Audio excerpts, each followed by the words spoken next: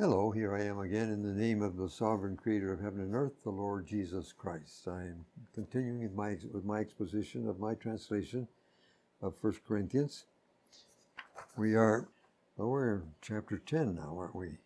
Verses 23 through the first half of 29. All things are permissible for me, but not all things are expedient. All things are permissible for me, but not all things edify. Let no one seek his own, but each one the other's well-being. Eat whatever is being sold in the meat market, asking no question for the sake of conscience, since the earth is the Lord's and all its fullness. If some unbeliever invites you and you decide to go eat, sorry, I didn't read that right. Let's try again. If some unbeliever invites you and you decide to go, eat whatever is set before you, asking no questions for the sake of conscience. But if someone says, this was offered to idol, do not eat it for the sake of the speaker and of the conscience, since the earth is the Lord's and all its fullness. Conscience, I say, not your own, but that of the other. I am obliged to comment on another textual problem here. Verse 23, perhaps 3% of the Greek manuscripts omit "for me" both times in this verse, to be followed by those modern versions as usual. But the difference in meaning is significant, whether you have "all things are permissible for me," or if you just say "all things are permissible." That is very generic. It's just not right. All things are not permissible for everyone, everywhere, anytime. All things are permissible for me. Permissible, in quotes, I would say. Not all things are expedient, and not all things edify. That is certainly the case. It goes on in verse 24, let no one seek his own, but each one the other's well-being. That's why I need to think about other people before doing something. Maybe it's all right for me to do it if I was the only one around to be bothered. But if I'm bothering other people, if I'm hurting other people, I need to take that into consideration. Now he talks about meat sold in the meat market. This would not be eating in a temple. But the point being that much of the meat in the market had been offered to an idol before it was brought to the market. So that had to be kept in mind. But if no one raises the question, no problem. We see here that there's a quote. It's from Psalm 24, verse 1. The earth is the Lord's and all its fullness. What's the point? Well, if I am the Lord's and the earth is the Lord's, he is certainly at liberty to allow me to use what is his, as long as I make good use of it. Now he comes to the unbeliever. The case of the conscience, notice that the conscience is not mine. That's not the problem. It's his. Verse 29, conscience, I say, not your own, but that of the other person. So if you are about to eat and then someone says, hey, that was offered to an idol, then you stop, not because it's a problem for you, but because it's obviously a problem for whoever said it. So you don't do it for that person's sake. It's hard for us to understand why in verse 28 the quote from Psalm 24:1 is repeated. The earth is the Lord's in all its fullness. At first glance, it looks like this is out of place. But I would suppose that Paul's point here is that the stated truth cuts both ways. It allows me to eat or to refrain. If I am the Lord's and I'm the Lord's, I can eat, but on the other hand, I can also not eat. I have that option either way. As a matter of fact, some 8% of the Greek manuscripts omit the repetition, followed, of course, by your modern versions. Okay, let's move on. The second half of verse 29, and now I'm going to read through chapter 11 and verse 1, because I take it that the chapter break is not felicitous. What is verse 1 of chapter 11, in my opinion, should go with at the end of chapter 10. Anyway, here we go. I'll read it. Now, just why should my freedom be judged by another's conscience? If I partake with thanks, why be slandered over something that I give thanks for? Therefore, whether you eat or you drink or whatever you do, do all to the glory of God. Give no offense either to Jews or to Greeks or to the church of God. Even as I try to please everyone in every way, not seeking my own profit, but that of the many, that they may be saved. Become my imitators just as I am Christ's. Paul wants to avoid being slandered. I take that to be what? He says, if I partake with thanks, verse 30, why be slandered? And so he doesn't want to be slandered unnecessarily. So therefore he says, I need to just hold back on my freedom because I'm being judged by someone else and they will slander me, and therefore let's avoid that if we can, if it's not something that's really necessary.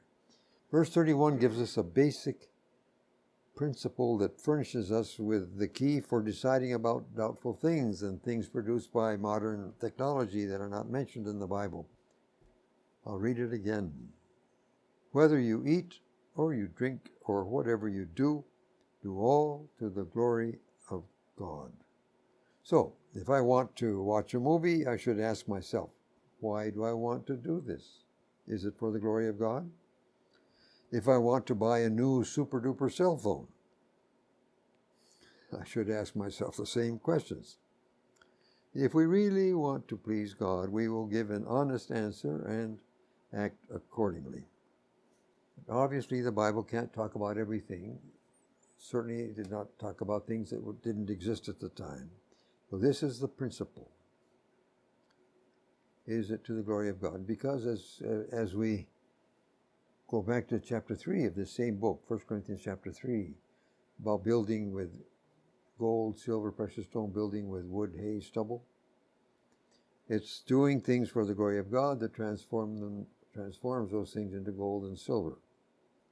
If I build with wood, hay, stubble, that's going to go up in smoke. The fire is going to take care of that. Verse 32 is another very important verse because of the theological consequences. Give no offense either to Jews or to Greeks or to the church of God. Now this text makes clear that during this church age there are three categories of people: Jews, non-Jews, and the church made up of both Jews and non-Jews who are in Christ. Before Pentecost there were two categories: Jews and non-Jews. There are those who think that after Pentecost there were still just two categories: church and non-church, wherein the church replaced Israel. That is simply not so. Israel still exists as a separate entity in God's plan. Chapters 9, 10, and 11 of Romans go into some detail on that point. So here you have it, friends. Jew and Gentile still exist in God's plan. Certainly the Jews do, quite apart from the Church of God. The first verse in chapter 11 I find very challenging. It takes a little bit of what? Does it take a little bit of courage or something to say, become my imitators just as I am Christ's? At least it's a good goal to aim for. But I don't know. You'd have to have quite a bit of nerve to say something like that to someone, I think. Anyway, Paul wrote it that way: become my imitators just as I am Christ's. So what happens if Paul doesn't imitate Christ? Then you don't follow. You only follow Paul when he is in fact imitating Christ. I would take that to be a logical conclusion. I take it at this point now Paul will turn to the nature of church life And he starts out on the subject of women. And we're going to have some stuff here that are not, things that are not particularly popular in today's world. But we'll have to take it the way it comes. We'll see what it is. I'll read first.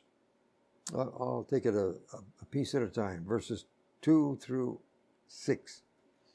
Now I praise you, brothers, that you remember me in all things and hold the traditions just as I delivered them to you. But I want you to know that the head of every man is Christ, while a wife's head is the man, and Christ's head is God. Every man who prays or prophesies with his head covered dishonors his head. But every woman who prays or prophesies with her head uncovered dishonors her own head. It is one and the same as if it had been shaved. So if a woman does not cover herself, let her also be shorn. But if it is shameful for a woman to be shorn or shaved, let her be covered. Well, we have two things here. The first one is in verse 3. I want you to know that the head of every man is Christ, while a wife's head is the man, and Christ's head is God. So you have here a hierarchy.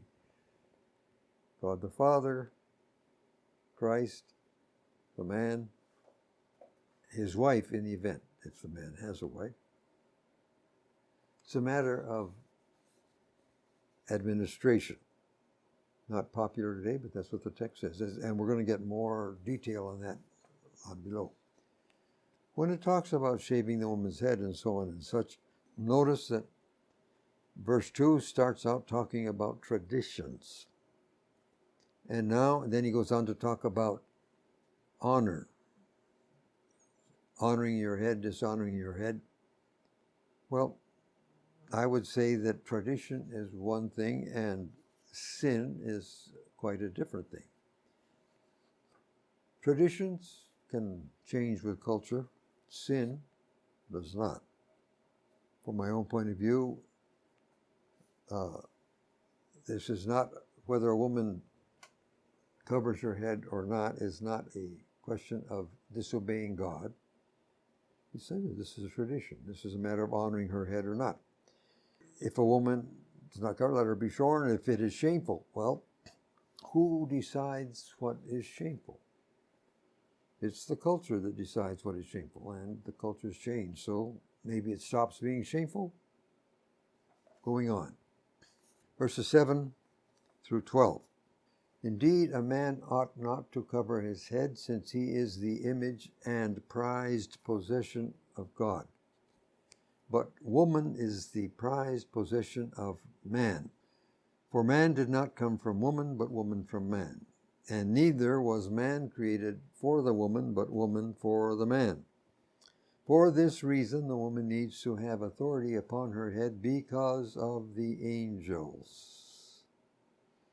Nevertheless, in the Lord, neither is man independent of woman, or woman independent of man, because as the woman came from the man, so also the man comes through the woman. But all things are from God. Verses 7 through 9 hark back to the first two chapters of Genesis. Verse 7 says that the male, in Greek anir, that is not man, that is not a generic term, that is explicitly a male. Females are excluded, it's only for males. Verse 7, that the male is the image of God. Paul quoted Genesis 1, verse 27 with precision. I will read that now. God created the man in his own image. In the image of God, he created him. The pronoun him is masculine singular. So then, the man, Adam, was created in the image of God. When the text refers to the creating of the woman, the image is not mentioned. And Paul followed that example. Genesis 2, verse 7, and verses 18 through 23 are quite clear to the effect that the man was created first, and there was some interval before the creation of the woman. Now, the implications of that, I think, go rather a long ways, and I'm not prepared to go into that right now. But I have given it to you exactly the way it is in the Greek text, with reference, and he's quoting exactly the way it is in the Hebrew text in Genesis. Going on now, you are used to reading that he is the image and glory of God, woman, glory of man. And I translated prized possession. Let's think about that for a minute. The context is not about brightness or anything having to do with light. So in precisely what sense could the man be the glory of God? Does God need any more glory than he already has? The text makes clear that God attributes a very special importance to the man. We may understand that our planet was created precisely to be a home for him. Genesis 3:8 says that Jehovah would walk in the garden in the cool of the day. And in verse 9, he called to the man, Adam, where are you? We may conclude that Jehovah habitually walked and talked with Adam. It was something he liked to do. Tragically, the fall deprived the Creator of that pleasure. But 2 Chronicles 16:9, remember, the eyes of Jehovah are roaming the whole earth to find anyone. And especially John 4:23, Jesus saying to the woman, the Father is looking for people who will worship him in spirit and truth, make clear that God still misses that fellowship. In fact, the whole plan of salvation emphasizes the importance that God attributes to the human race. So I finally settled on prized possession as the translation. As for the woman, the simple fact that Adam chose to accompany the woman in the fall shows how much importance he attributed to her. During the history of this planet, wars have been fought over a woman, and so on. That just explains why I translated prized possession instead of glory. But now in verse 8, Paul goes on, man did not come from woman, but woman from man. That's a matter of fact. When God went to create the woman, he took a piece out of Adam's body. And neither was the man created for the woman, but the woman for the man. That is very clear in the text. The Creator's purpose in making the woman was to give the man an appropriate helper, which I would say means that it is the man who is supposed to have a project to which his wife is supposed to contribute. In my observation, I would say that when the man has one project and his wife has a different project, things generally wind up bad. They don't work very well. That's just my observation. That's not in the text. Verse 10, I take to be a separate statement. I would say is an aside that derives from verse 9, not from verses 5 and 6. It has nothing to do with whether a woman has hair or other things on her head. It has to do with verse 9. The woman was created for the man. So verse 10, for this reason the woman needs to have authority on her head because of the angels.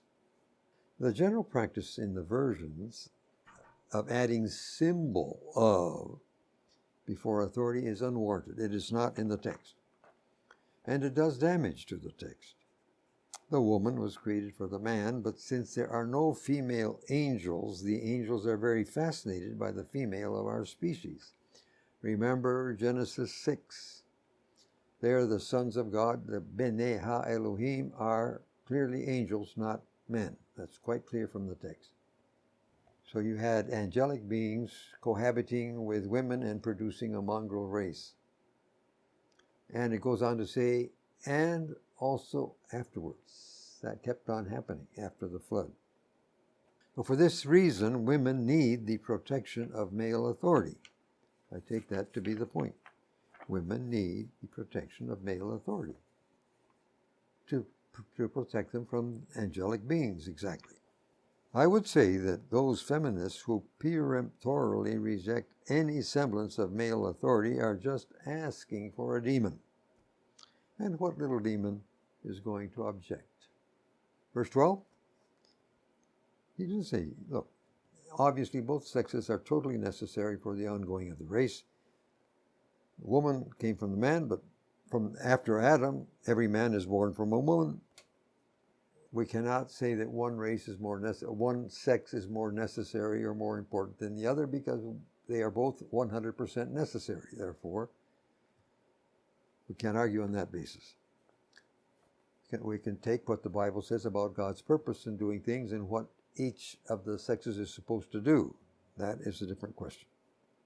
All things are from God, including the rules we are supposed to live by.